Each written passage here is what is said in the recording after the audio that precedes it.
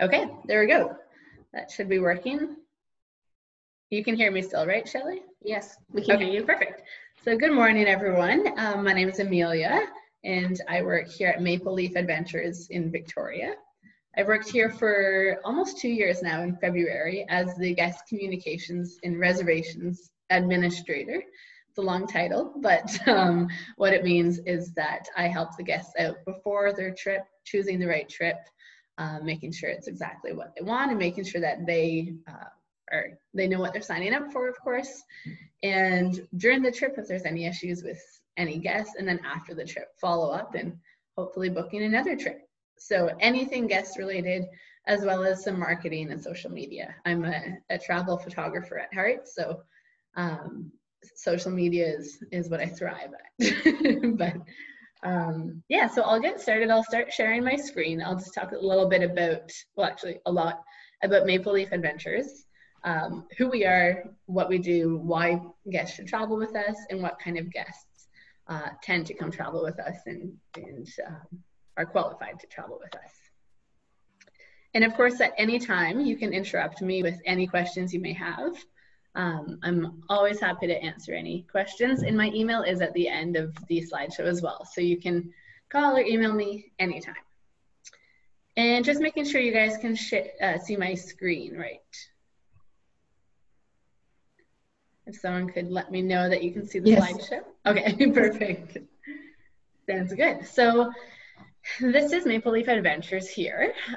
Who we are. So we are a small, locally owned and operated expedition company based out of downtown Victoria, right across from your head office in Bastion Square, actually. And we provide high quality adventures following the principles of ecotourism. So not only do we respect the areas that we travel in and explore in, but we give back to those areas and protect the local communities and intact rainforests, and committed to creating a sustainable tourism industry in BC and Southeast Alaska. So why people should travel with us? So first of all, like I said, we are a local conservation-based enterprise. So 99% of the money from the trip stays within the local economy, whether it be in Haida Gwaii with the local guides. If we do have land days on our trips, which I'll explain further, we do stay in local lodges, use everything local, even the food local, and that goes on to the next bubble there, expert local guides, crew and company. So we have naturalists and mariners and guides and photographers and researchers who've been living in this area and traveling in this area for decades. We have full but unhurried days. So we have a lot to do in every day, but it's never a hurry. And we never just kind of cruise past an area. And we don't have a set schedule. So we have the first and last day of all of our trips. They have a set boarding time and disembarking time.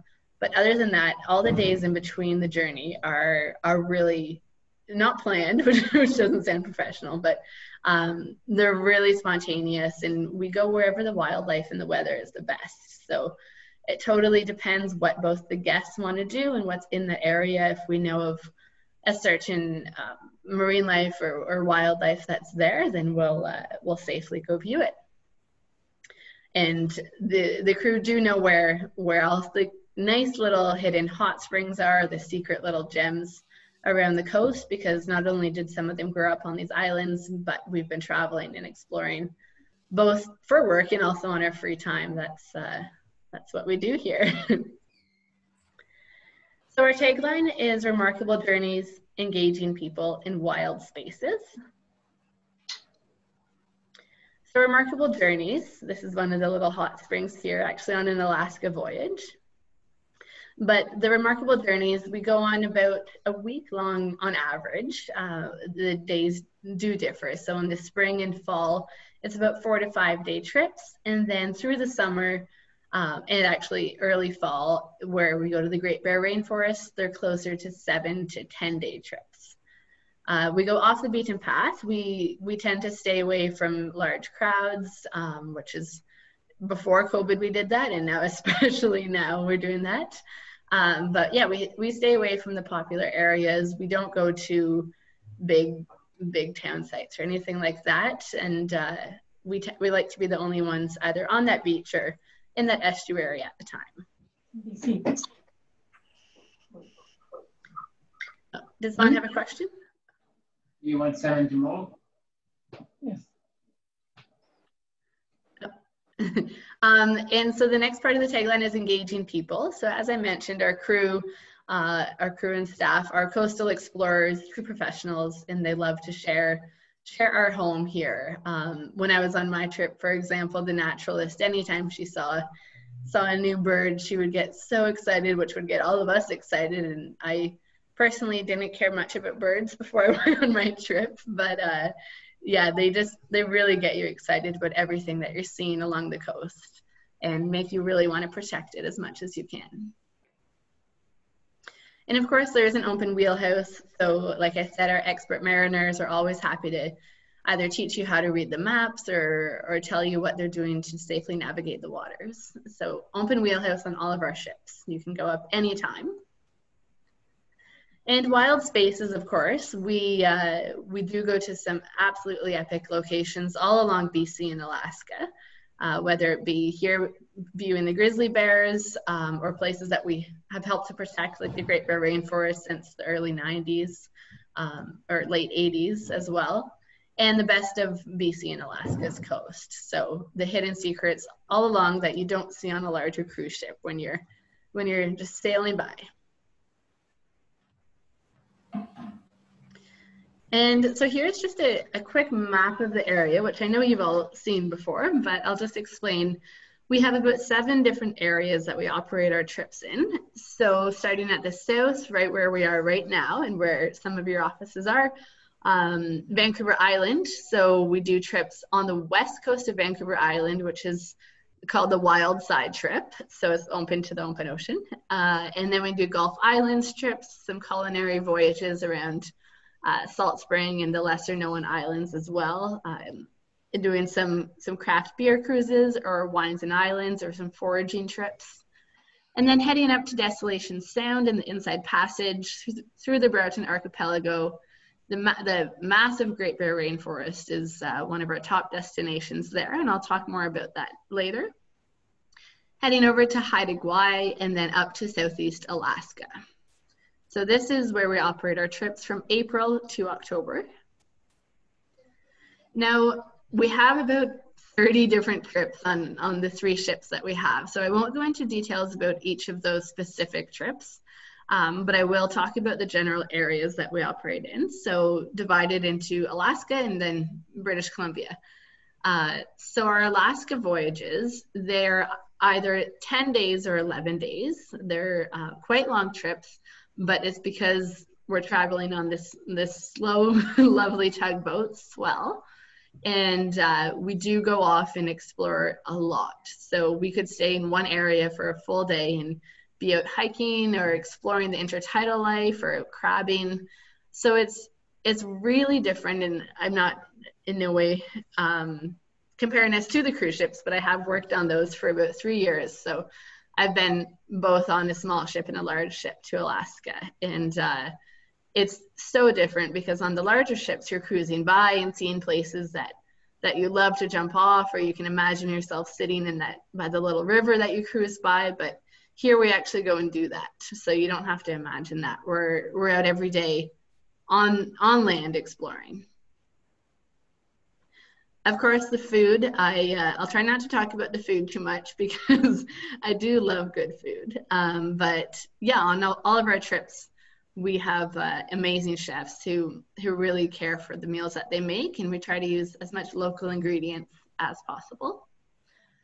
The Alaska trips, which I'm sure all of you know about, but these are amazing wildlife viewing spots, and we do tend to go at kind of peak wildlife season. So end of June to end of August is a great time to see whales and bears and tons of marine life in that area. And of course, if you want, you can brave a swim in the freezing cold water. On our Alaska trips, both Alaska and Haida Gwaii, we do have a land day at the beginning of the trip. So when the guest arrives to either Alaska or Haida Gwaii, whatever it is. We meet them at the airport and then take them on a little tour around whatever said destination. So here, this is an Alaska gallery here, visiting the First Nations art and artifacts. So we will have that and a local stay in a lodge.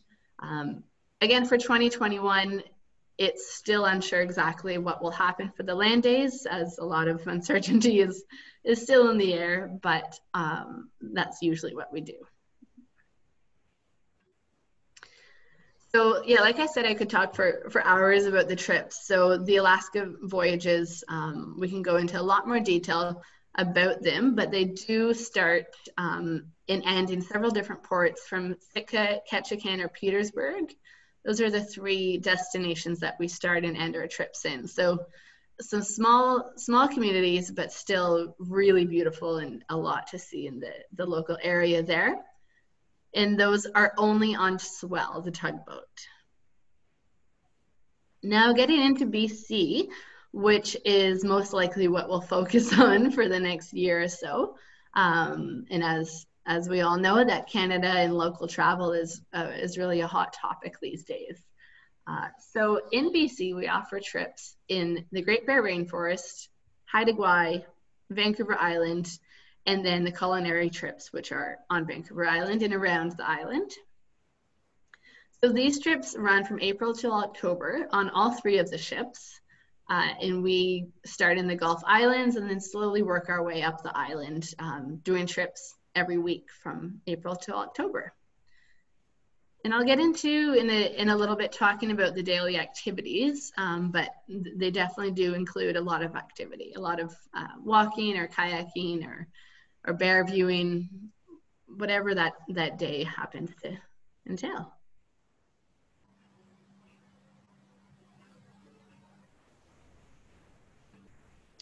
Now, our season runs in Haida Gwaii, the trips go from May, June, and July.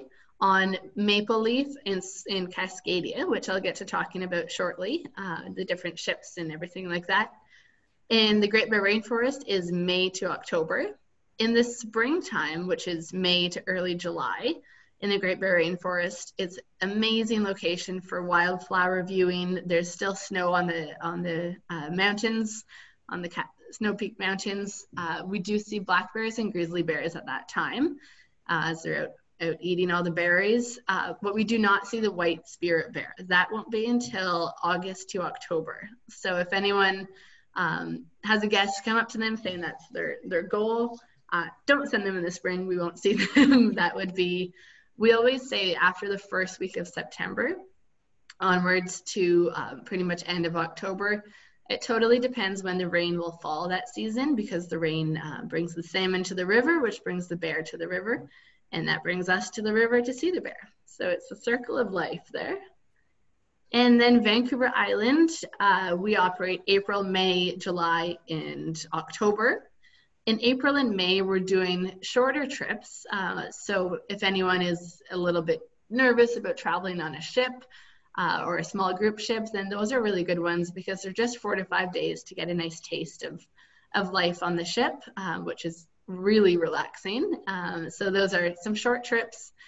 In May, we do have some ones heading up the island. So you'll travel the whole Inside Passage. And then in July, we have, July is kind of whale season. So we have some Whales and Wild Isles trips, and some Whales and Totems trips, visiting several different communities along the way. And then October, we have our Desolation Sound and Fjords trip, which is a beautiful fall kind of foraging adventure. And same with Desolation Sound, those are in May. And then Alaska, like I said, is June, July, and August. And hopefully 2021 will let that happen. Now, a typical day on board, we wake up early morning. There's always coffee or tea ready for whoever's up the earliest. And we'll always sit around the table and discuss what we want to do that day. So like I said, it's not 100% planned. we do like to ask all the guests, what's on your bucket list for this trip? Why did you come here? What do you want to see?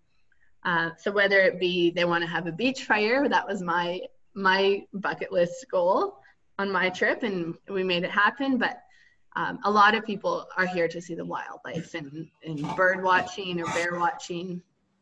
So we make that happen. Of course, no guarantee, but we do try to make it happen. So we'll talk about what we're going to do, and then we head out and do that. And the shore trips are usually a few hours long, depending on what we do, but I would say about an hour to 3 hours out exploring. When you come back, there will be a snack ready for you, and then we lift the anchor and we start cruising to our next destination. And so that's some free time either to go up and watch the world pass you by from the top deck, or have a nap, whatever you want to do, or use the hot tub, which is what I would always do. And we do usually have lunch while we're cruising. And then when we get to our next destination, it's time for another adventure. So we either jump in the kayaks or jump in the shore boats and head out and do some fishing or do some walking around or foraging, whatever that day entails. And then you come back and have another snack. We are at anchor every evening, so we're never cruising during the night. We get to the anchorage well before sunset, so we have time to relax and take a lot of photos and sip a glass of wine, which is included in the price, and just enjoy there. It's completely silent. There's no generators running. There's no loud noises. It's absolutely quiet. So we'll have evening there, and then possibly a bonfire or stargazing. We have seen northern lights before, so it's a really nice kind of wind down to the end of a big busy day. Now our 3 ships. I'm just going to take a sip of water. So if anyone has questions, go ahead.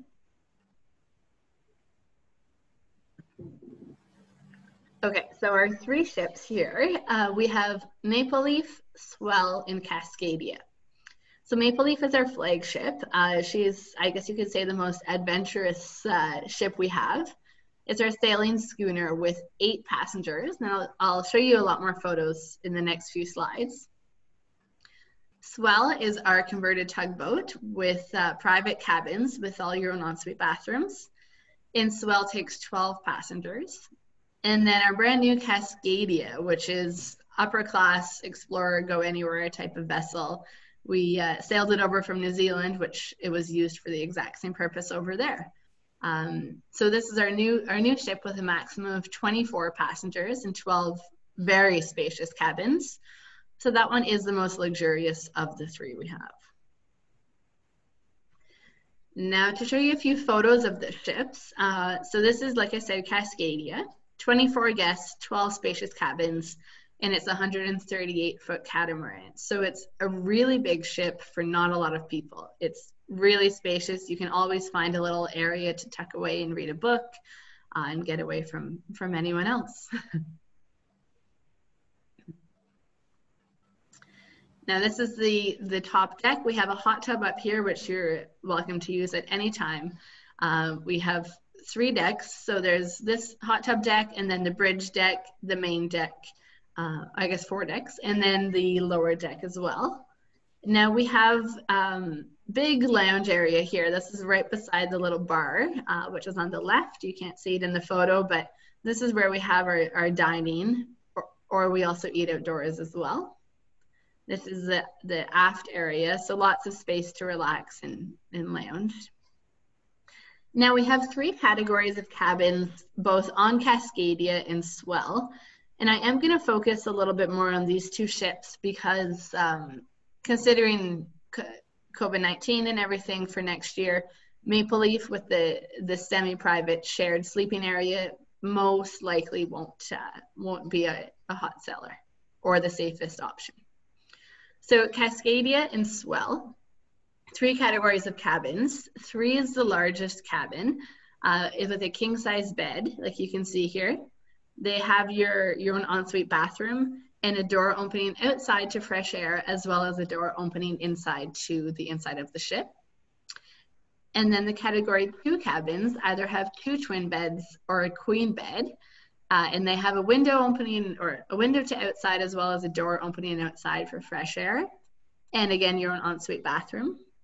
And the category 1 cabins, which are the least expensive, are on the lower deck of the ship, and they look really similar to this, but the door just opens inside to the ship, not outside for fresh air. So if anyone is claustrophobic, we recommend 2 or 3 categories. Now you'll see here, this is the aft deck, and those are the tenders on Cascadia, specifically made for her. So really comfortable. The front of the tenders goes right to the ship, so you just walk right on. There's no swinging your legs over like on an inflatable Zodiac.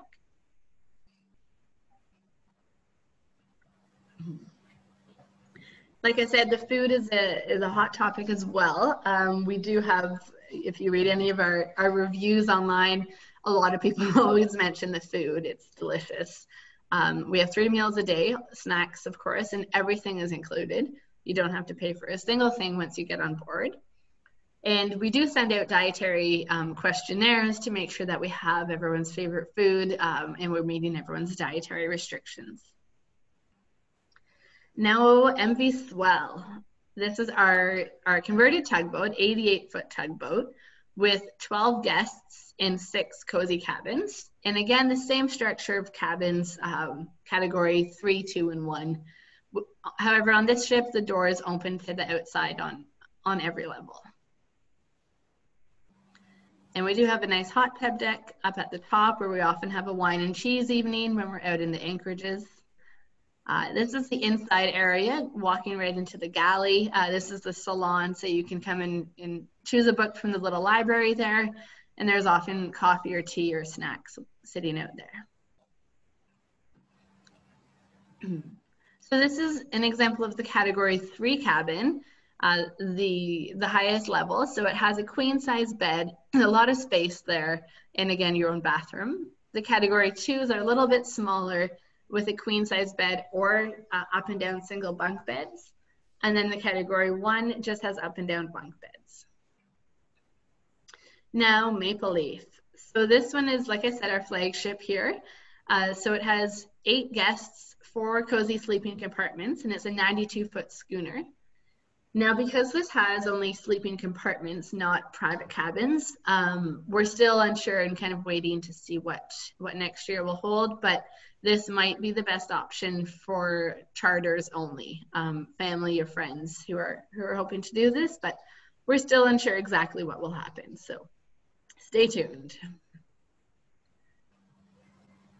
Now on Maple Leaf, and I will talk shortly as well about what kind of guests we like to have on board.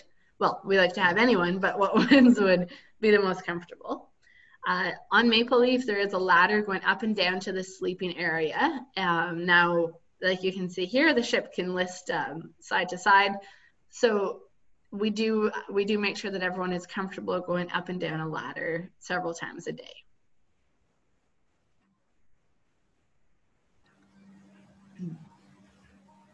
And of course, wine and cheese, several evenings when we're at anchor. And on Maple Leaf, you can also, it's an open wheelhouse. You can take the helm at any time. You can learn how to sail. We're happy to teach you. It's a really hands-on trip. So you can be as involved or as not involved as you want. Now we do take solo travelers for sure. And that's how I've been traveling my whole life. So I highly recommend it. But many of our guests are solo. On Maple Leaf, we do not charge any single supplement because it's semi-shared cabins. So you have your own bed. On Cascadia and Swell, you have the option to share your cabin or pay a single supplement of 50%. Again, stay tuned on that. I'm not 100% sure of next year if we'll be able to share cabins or not. And we were mentioning earlier, I was talking earlier actually about family and friends charters. Now, this is a hot topic now that everyone's in their own little bubble. So we are still kind of, right now, the marketing and sales team is discussing different options of discounts or something like that for charters, to different incentives to book the whole ship. So you can either come with a group of 8, 12, or 24, or of course you can come with as little as you want, but we do charge for those amounts. On Maple Leaf, it's a maximum of 8 that we charge for. On Swell, it's 12, and Cascadia is 24. So even if the group is a group of 16 and they take Cascadia, we do charge for 24. But you do have the whole ship to yourself, so it's completely all-inclusive. It's just your family or friends. The crew are happy to tailor to whatever you guys are most interested in doing, or whatever the group is most interested in doing, whether it be they want to focus on fishing, or they want to go on as much kayaking as possible, or they don't want to do any of that. It's totally up to them. Now, the typical guests that we have on board are looking for high value and soft adventure. So I've been talking a lot about hiking and kayaking and fishing. We, of course, you don't have to do any of it. It is all optional, but that's the typical guests that we like to have on board, and the ones that we find enjoy it the most are those who are looking to pay a premium for rare, authentic experiences. We're one of the only companies out here that does these kind of adventures, and the guests are value driven, not price driven. So it is, they are quite pricey trips, but it is a very boutique expedition. Most of our guests come from North America. We do have a handful coming from Western Europe and Australia and New Zealand, who often come out and do a whole big Canada or Alaska voyage, a few months long, and this is part of it. And that's it there. So if any of you have questions, I do love talking, as I'm sure you've gathered. So we can chat now, or if you want, you can send an email to me at any time. The email address is info@mapleleafadventures.com, or you can call as well anytime, and the phone number is 250-386-7245. Now, does anyone have any questions?